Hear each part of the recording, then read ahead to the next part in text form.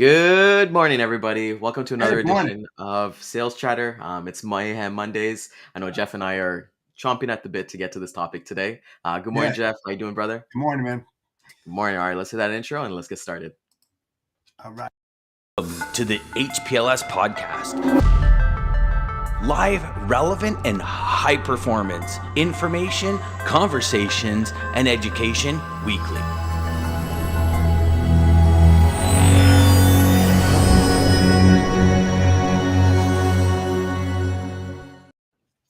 Awesome. I love that intro, man. Jeff, what'd you get up to on the weekend, my friend? Hey, you know what? Actually, I did absolutely nothing. My wife and my mother-in-law went down to DC to go see the Elton John concert. I was like, I'm not going down there. I'm not going to drive. You're not a rocket man. You're not gonna. You're gonna. And so I had a great weekend doing absolutely nothing. It was great, man. No complaints. How about you? Yeah, you know what? I've had some busy weekends, and this was the weekend we decided to do the same thing, just like chill at home, do absolutely nothing. The one highlight for me was watching the Big Brother season finale last night. Shout out to Taylor winning. But other than that, we just rested up and just got like, I took Saturday morning to kind of do some tactical thinking in terms of like my ideal client profile and kind of going to Q4, Q1. So it's awesome, man. It's really, really awesome to kind of see the kind of growth and things that's kind of Yeah, going in. Like today's episode is going to be a big help for myself as well. So yeah, let's get into it, man. Client retention. yeah, Um, sounds good. when it comes to client retention, my man, I know there's so many ways. I know I got my strategies, you got your strategies. But let's kind of like start with the basics, man. What does client retention look like to you? To me, it's doing the right thing at the right time. I don't really bother my clients too much, Hmm. um, because if you're doing something right, then there's no need to continually follow up. It's what you do when something goes wrong or they have a question, and how fast that you're able to answer that. I mean, some people kind of wait, like, I'll get back there. I'm really busy. I'll call up in about a half an hour or so. No, we're right on the spot when it happens. And every once in a while, we touch base just to see how the client's doing. A lot of them have been, I'm fortunate, a lot of mine have been on for a few years, which, Yeah. is kind of unheard of, because a lot of customers, they're like fleas. They jump from one dog to the next dog to the next dog, and we try to curtail that as much as possible by just servicing the hell out of our customers, and it's grown. I know for a fact that it's costs so much money to replace Yeah. a customer that you currently have on board. So you try to do everything that you possibly can, Ryan, to keep those customers in your corral and continue doing business with them. And now you have to look at strategic initiatives over a certain period of time, because you don't want to let everything out of the bag at once, because then what are you going to have to offer later on down the road, right?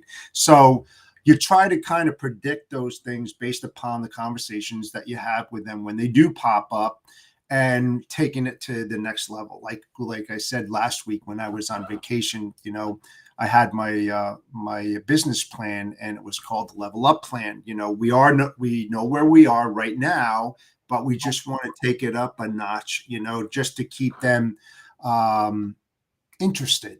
I should Yeah. say, interested in what we're doing. How about you? What do you do, for the customer engagement, and then keep them somewhat happy?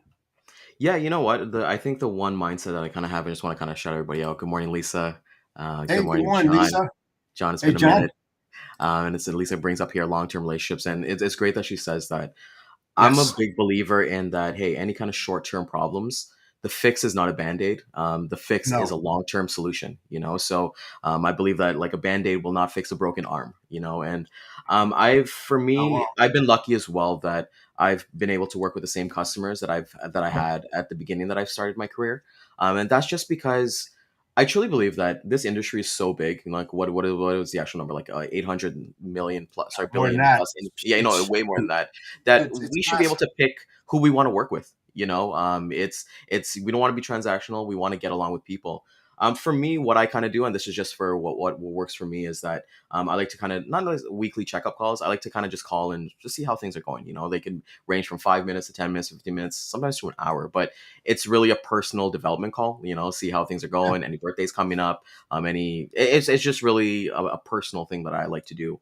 As you mentioned here, like you've been working with customers for years, and luckily customers might jump from position to position, right? But with that being said, you kind of want to maintain it like it's status quo. You service the customer, as you mentioned, and they will Yeah. stay, you know. Oh, Um, absolutely. and for me, it's like, you know, just having those conversations. I was talking to another sales rep in the industry as well, and he says like every Thursday, him and his customers get on like I think it's like a PlayStation or Xbox game, you know, and that's how they kind of shoot the shit and kind of like, you know, how do they build a relationship. But that works for everybody, you know, and Yeah, yeah, until they lose. Until they you know what? I there you goes know the that can kind of relationship. you know, it's like, oh man, you know, you beat me in Madden, so I'm gonna cut you down a couple loads this week, right? So, Yeah, there you go. with that being said, I think with customers, okay, so you talk about a relationship, right? Any kind of Yeah, relationship, you and I, you know, we've been in a relationship, and you know, like wife, girlfriend, all that stuff. Everything at the beginning is amazing. You know, it's all daisies, it's a honeymoon, it's everything. Everyone's loving it. You know, you want to cater to them, and then you kind of it's hit that. all what the hell happened? Exactly. You're like 20 pounds later and you're like, Yeah, hey, yeah, you know, like what's our favorite takeout place? But yeah, you got to kind of exactly. maintain it, right? And Jeff, what do you kind of think of like, like, do you ever look at churn rates? I used to work in the telecom industry, and churn rates was a big stat that we looked at. Is that something that you kind of factor into your business as well? I don't have that problem right now, but I can relate to it because when I was an account executive for local 3PL, we had the CRM and we engaged that every single day, like the length of call when we made calls out to customers, and then we looked at the revenue and what was being produced from that client. Should we keeping them on board? We knew their birthdays. We knew their wife's name, their children's name, their hobbies. We wanted to make sure that we just didn't talk about work. Yes. But the most crucial part of the CRM was, why did the customer leave? I mean, if you are on top of that constantly all the time and you're engaging and all of a sudden they went south on you, why did they do that? I mean, that's the most important question, right? To figure out how you're going to take your business to the next step and the next level, to try to reduce and minimize those times that they do jump ship. So it's kind of like, we did quarter, hey, how we doing, post-its, postcards that we sent out every quarter just to ask those critical questions. Hey, what are we doing right? What are we doing wrong? And what can we improve on?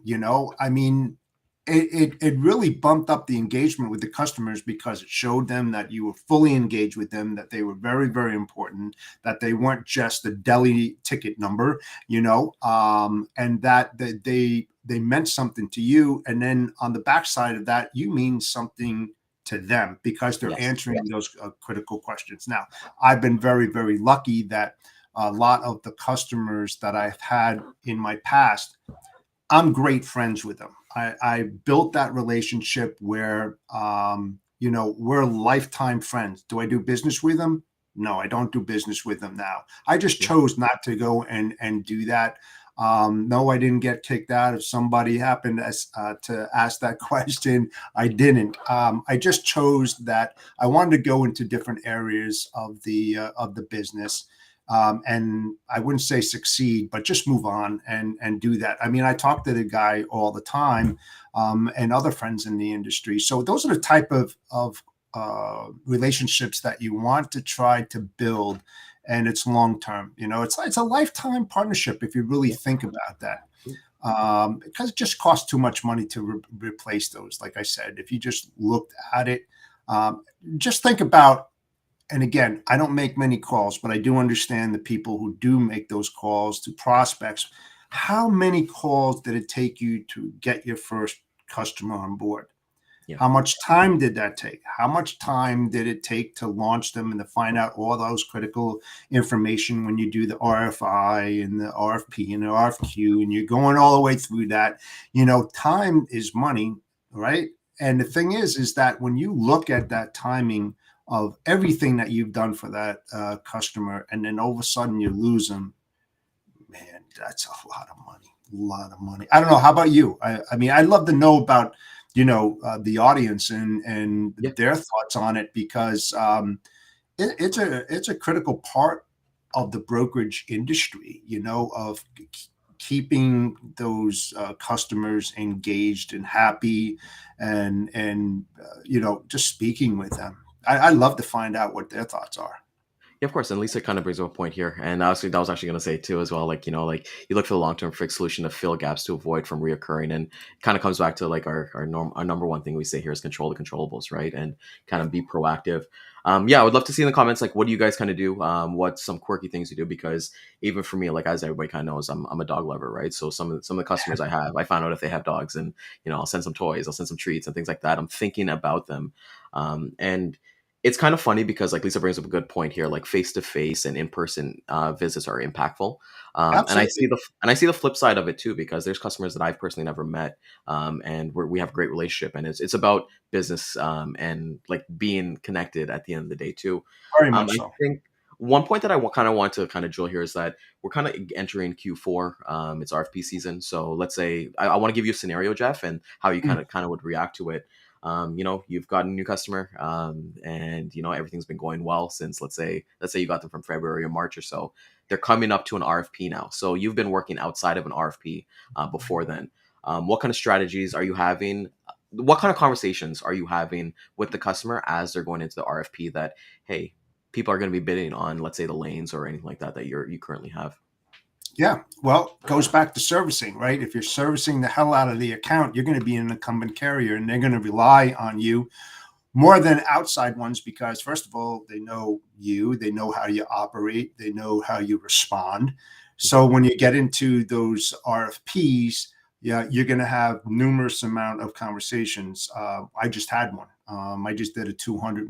Remember, I did 201 lane, 794 moves monthly. Massive size RFP, right? Of course. He knows me. One thing that was good, he was my old boss, so that kind of helps out a little bit more than others, because we know how to work between us. And the thing is that you must ask all those questions. You don't, when you do those RFPs, don't go and try to win every lane. You're going to No. lose. You're going to lose time. You're going to lose. It's just like anything else. When I tell and help people, is that your niche, your lanes, geography, the carriers that you do business with, where they like to work, how they like to work. Those are the lanes that you concentrate on. You'll have a better idea. Now, you could be a little bit more higher on your rate, but then your value is what you have done in the past and proven yourself, right? You don't want to devalue that by any means. You want to add to that value and create, of course, more revenue on that side. The way that you do it is, hey, listen, I know this is a little bit higher than what I had on the other one. However, the market's changed. These carriers are looking for more volume. Hey, do you have any backhauls coming out? Do you have any of that? I've done this on this lane, just as an example. And what happens is that snowball starts rolling and becomes bigger and bigger and bigger. You know what? Listen, Jeff, for another $100, let's do this. Let's do this, because I know you're going to get it covered. I'm all in, blah, blah, blah. So those are the things that you have to especially now, because we are in the RFP season, because you got the new year coming up, first quarter, unless you're in CBG, which most, the Japanese companies, their fiscal year ends on March 31st, New Year on April 1st. So it's extended, but a lot of the major companies out there are in that engagement right now. Don't try for the long RFPs. Try to go for the short ones, because Yep. the market is extremely volatile. You have no idea what the fuel is going to be. Again, you're not God. Even if you put a buffer on those negotiated rates, you might find yourself in a hole. So the way that I do it is, like, I may go just a couple of months. And when I'm talking to my customer, I'm saying, Customer A, this is the reason why I'm doing this. I know you're looking for long-term contractual agreements, but this is what's happening in the market, and this is why I'm doing.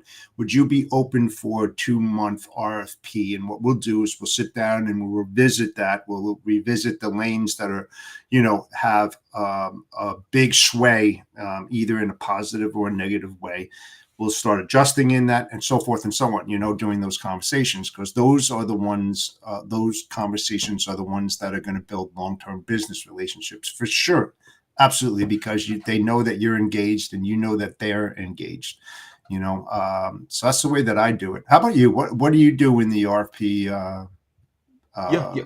time? I So, mean, well, we're kind of like the same thing too. Like, you have those conversations before the fact. You know that an RFP is going to come. So yeah, you service it, right? And you do your best that you can, and you kind of set them up with the same expectations. Like, you know what, like you got to understand, like, hey, if you want a lane from a customer, you took that away from somebody else, right? Because like they lost that lane from there, whether it be a service or whether it be a price or something like that. But that's for you to figure out when in your conversations, like unpeeling with your customer. For or me, just when I kind ask of them, just yeah ask them yeah straight straight up out, straight straight up up. ask them. Yeah, and they'll be Why is honest. this lane available? Yep. You know, Like, I and then mean, the answer to that is actually really good, because like it's going to be we took it from another carrier, or B, it's a brand new lane, so that means that their exactly. business is booming, right? And they want to leave like a good impression on their new customer as well, right? So both Yep. are really good, and you kind of learn from the past. I'm the same way, exactly like you're kind of saying, like, like you have those conversations, like you as Ken mentioned last week on Data Day, like, some customers, the bigger guys, they're going to that 1 year back contracted rate, but not the smaller guys or anything like that. But the market share dictates what direction they kind of go in as well, right? So for Mhm. me, like, I have those conversations with my customers ongoing. Like, we have those weekly calls. Every month I'll send them a basically report of what we've done, the revenue we've done. The same thing like you do. I literally put in an email Oh, yeah. point what we did right, what we did well, and what we can improve on. Mhm. And they appreciate it. They appreciate that transparency from there. I know that, like you said, we go into Q4. We're doing RFPs. Q1, what kind of conversations are you kind of having? Not set necessarily like outside of price. I know you're not a transactional guy, but when do you start having those Q1 conversations with your customer throughout the year? Actually, in the beginning, I mean, we all know that it's return season, right after Christmas. Reverse logistics on that side. So you want to start popping up those questions about the reverse logistics. Try to get that data, just to get a good feel of how much of their products are being returned and when.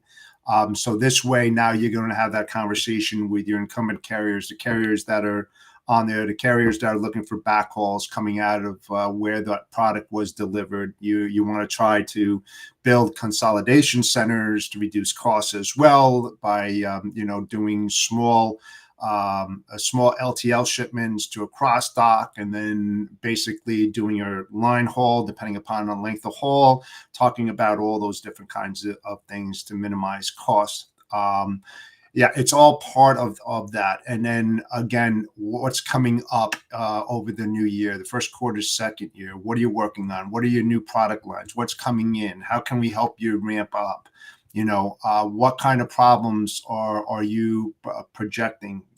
You can create that timeline in like an Excel or whatever. Here's what we need to do by this time. This is what we need to do by that time, and then be able to launch and hit those targets. But of course, within that time frame, you're still communicating with that customer. You're communicating with the carriers, because again, it's all about collaboration and making sure that everybody is engaged. So when that new product line comes out, or whatever problems they're working on, that you're fully engaged, everybody understands. And also, one of the biggest things you also want to do is you want to talk to the S and OP, the sales and operations team of the customer. And I said this a long time ago about, it's important about having carrier roundtables, and those carrier roundtables with the customer. It's not about rates or accessorials or anything. It's about ramping up and helping the customer get prepared for whenever they're launching. And you also want to find out, it's a great time for the carriers to talk about, hey, what's new that's happening with that carrier? and carriers have ears. Oh, wow, that guy's doing that and stuff. So they start listening, and they start figuring out some best practices and stuff like that. I mean, when I used to do that a long time ago, that engagement helped everybody immensely, especially if that customer has different DCs and RDCs and warehouses throughout the whole country. You're having a representative for all of them, because what launches in New Jersey is going to launch out in Anaheim, that's going to launch out in Aurora, that's going to go in Tijuana or Mississauga, Ontario, Canada. I mean, just naming a few. So you want everybody fully engaged in what's happening at the new year, and it works. It wonders. It really does, because everybody gets on the same page.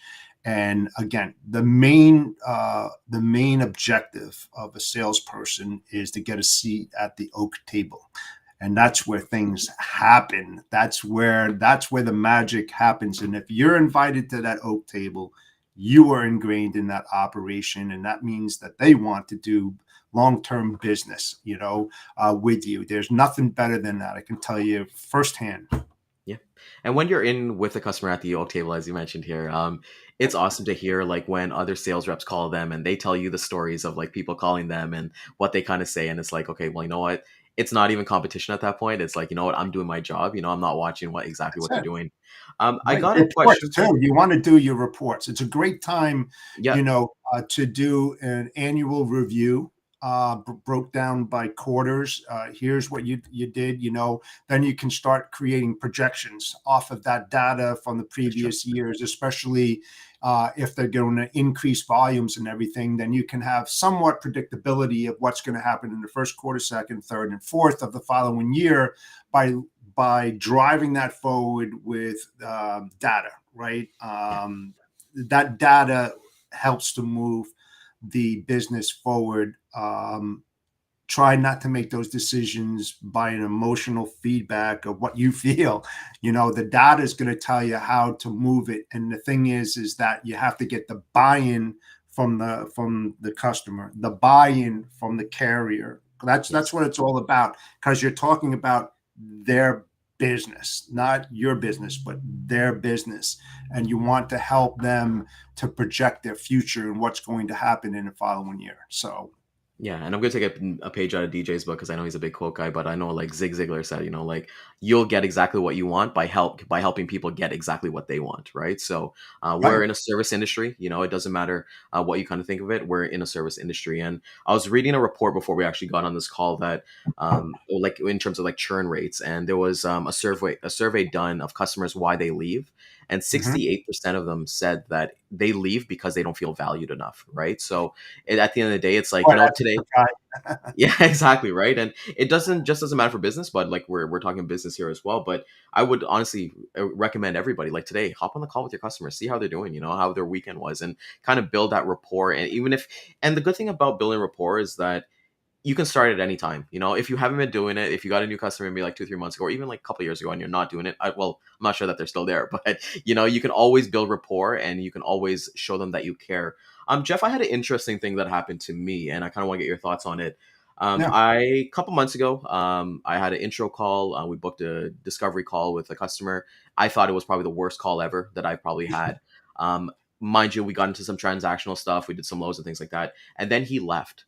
And then his replacement came, and now we're like, we click. He hits my ICP. Mm. How do you handle situations where, hey, customer, you're doing really well with a customer, like as you mentioned, work for years, and then they've decided, hey, it's time for me to go somewhere else, or time to retire and things like that. What is your kind of, because I think that would be valuable like to the audience as well, because we do see on LinkedIn, everyone, they have the opportunities to go to different companies and things like that. How are It you happens. handling a new job change? Perfect question. If you have that type of relationship with your current contact there, he's going to be forthright. He's going to tell you what's going on. If you've got that right engagement, when is it going to happen? Hey, listen, before you leave, I'd like to set up a webinar. If you could do a introductory, tell the gentleman or the Yeah. lady, whoever's jumping in your seat, who I am, who you're working with, what we've done. I'd like to formally introduce myself to him or her, and start it off right. So at least they know where we are, where we left off, and where the the goals and objectives that you have might not be necessarily the same as the person jumping in your seat. And that's what I want to try to uncover so we can continue this. And it's happened to me with one of my oldest customers, and the transition was beyond perfect, and they're just the type of customer that, if something's going wrong, let's chat. Otherwise, if nothing's going wrong, we don't need to chat, kind of deal. And it's just been working like clockwork every single week. So those are the things that are most important. It's when they don't tell you that something is happening, and then the weekend goes. He leaves on a Friday. You call up, hey Joe, man, how you doing? Oh, Joe's no longer here. What the? It's just like, why? Now you got to ask yourself, why didn't he tell you that? Then that tells you volumes too. I thought we had a good relationship, but it wasn't as good as it should have been. Yeah. Now you start thinking about, avoidance. How do I avoid this type of thing from happening? Because you're right, Ryan, in this industry, a lot of people change their roles drastically, either within a company or they're jumping ship and they're moving on to a higher position or whatever it might be. The one thing that's good about that, and again, I'll use myself as an example. I left a couple of companies, and my bosses, we were on good terms.